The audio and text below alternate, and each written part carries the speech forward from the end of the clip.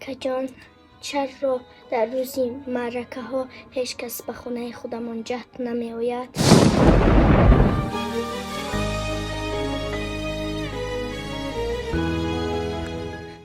اکا جان، حتی به روزی عید اهمیت میتیم هیچ کس به خونه ایمون نمی آید.